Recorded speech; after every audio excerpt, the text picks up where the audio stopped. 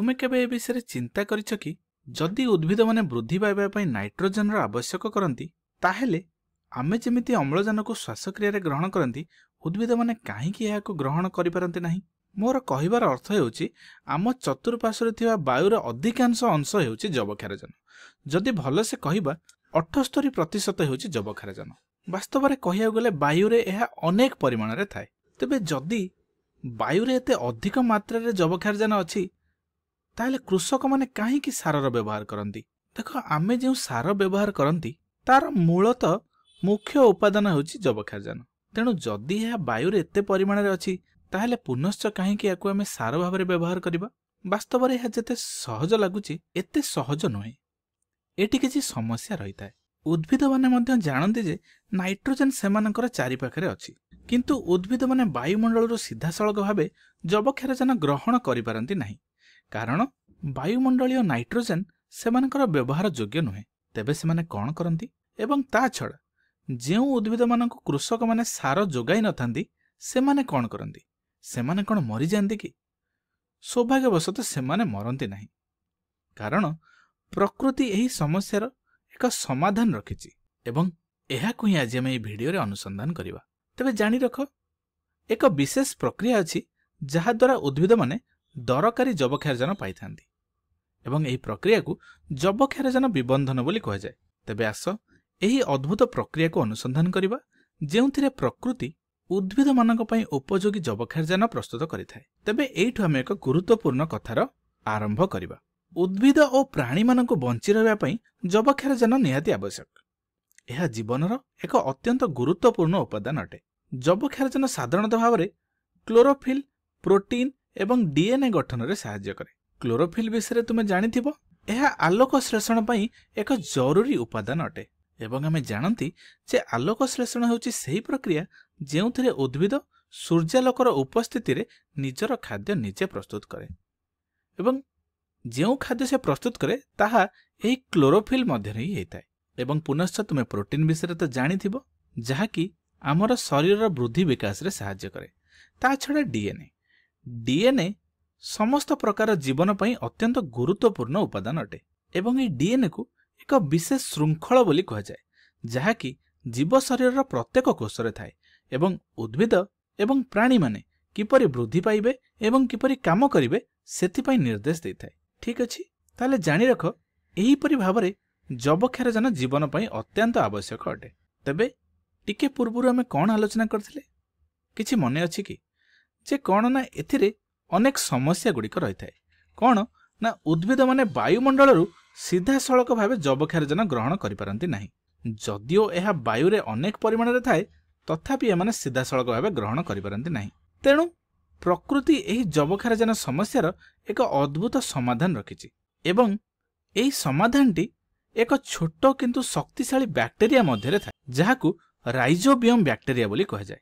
एही चित्रटी को लक्ष्य कर मने कर यह एक राइजोबियम बैक्टेरिया एवं एठी मने रख जे राइजोबियम हेउची किछि निर्दिष्ट उद्भिद मानक पई एक खाद्य रांधुथबा रंधाली किंतु समस्त उद्भिद एही रंधालीटी को पाई नथांती।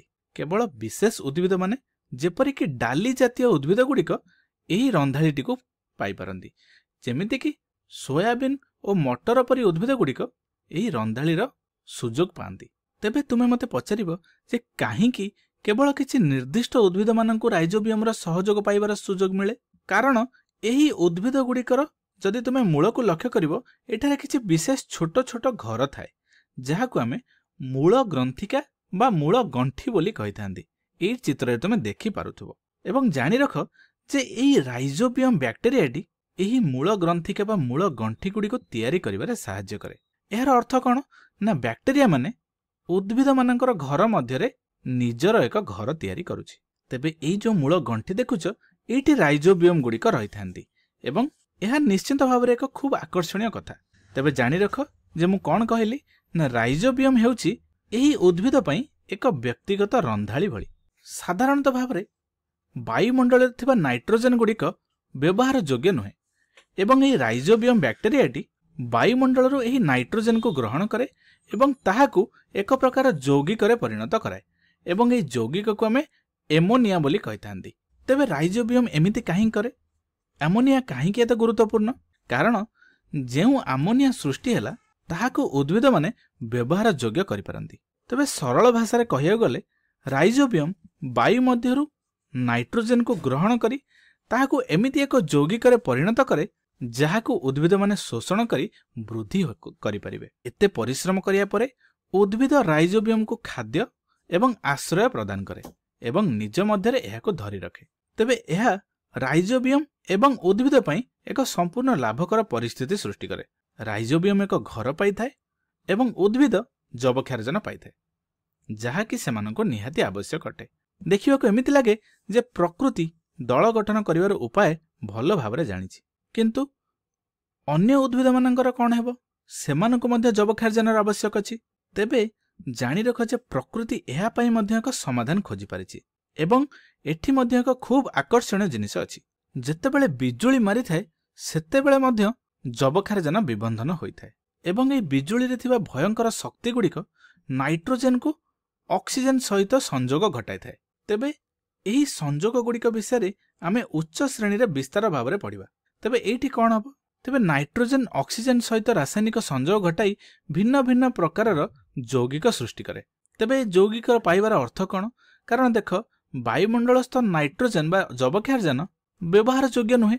जेतेबेले ताहा ऑक्सीजन सहित प्रतिक्रिया करी विभिन्न नाइट्रोजन रो बा जबक्षारजन रो यौगिक सृष्टि करे सेगुडिक आमे व्यवहार करि पारंती एवं एही जबक्षारजन रो यौगिक गुडिक उद्भिद और प्राणी मानक पई निहाती आवश्यक अटे। किंतु एठी एक गुरुत्वपूर्ण प्रश्न रहि जाय जे एही उपयोगी जबक्षारजन गुडिक माटी रे किपरि पहुंचिबो। तेबे जानि रख जे जेतेबेले वर्षा हेइथाय सेतेबेले एही नाइट्रोजन रो यौगिक गुडिक वर्षा जल सहित मिसि जाय एवं जहाकि जाइके माटी सहित मिसि जाय एवं जेतेबेले यौगिक गुडिक जाय माटी रे मिसि जाय सेतेबेले उद्भिद माटी रु एही पदार्थ गुडिक शोषण करि नियंती एवं वृद्धि पांती। तेणु बिजुली और वर्षा को आमे धन्यवाद देवा निहाती आवश्यक। एही कारणरू उद्भिद माने तांकर आवश्यक नाइट्रोजन बा जबक्षारजन पाई पारंती। निश्चित भाव में एही प्रक्रिया अत्यंत आकर्षणीय लागे। तेबे चलो आमे जहा पढ़िले से विषय आलोचना करिबा। प्रथमतः वायुमंडलस्थ नाइट्रोजन बा जबक्षारजन व्यवहार योग्य नुहे एवं उद्भिद माने वायुमंडलरू सीधा सड़क भाव जबक्षारजन ग्रहण करि पारंती नाही। एवं तापरे आमे पढ़िले जे डाली जातीय उद्भिदर चेररे थिबा मूल गंठी बा मूल ग्रंथिकारे किछि राइजोबियम परि बैक्टेरिया गुडिक रहिथांती एवं एही राइजोबियम बैक्टेरिया वायुमंडल थिबा अनुपयोगी नाइट्रोजन को बा जबक्षारजन को एक यौगिक रे परिणत करे जहाको आमे आमोनिया बोली कहिथांती एवं ए आमोनिया को उद्भिद माने व्यवहार योग्य करि पारंती। एवं जेउ उद्भिद मानक पाखरे राइजोबियम परि बैक्टेरिया न थांती सेमाने बिजुली ओ वर्षार साहाय्य नियंती। जेमिति कि बिजुली मारिबा द्वारा वायुमंडलस्थ नाइट्रोजन ऑक्सीजन सहित प्रतिक्रिया करी विभिन्न यौगिक सृष्टि करे एवं एही यौगिक गुडिक व्यवहार योग्य जबक्षारजनर उत्स अटंती एवं जेतेबेले वर्षा हुए वर्षा जल सहित यौगिक गुडिक मिसी जाई माटी रे मिसी जाई थाए एवं माटी रे मिसिला परे उद्भिद एहाकु शोषण करि निए एवं वृद्धि और विकास घटी थाए। तेबे चिंता कले हमको लागुची जे प्रकृति एक अद्भुत प्रकार रे काम करे। तेबे तुमे चिंता करि परिबो कि प्रकृति अन्य कोनोसी समस्या पई केउ केउ समाधान गुडिक रखिछि? टिके भाबिकी देख, निश्चिंत भाबरे तुमे यार समाधान खोजि परिबो।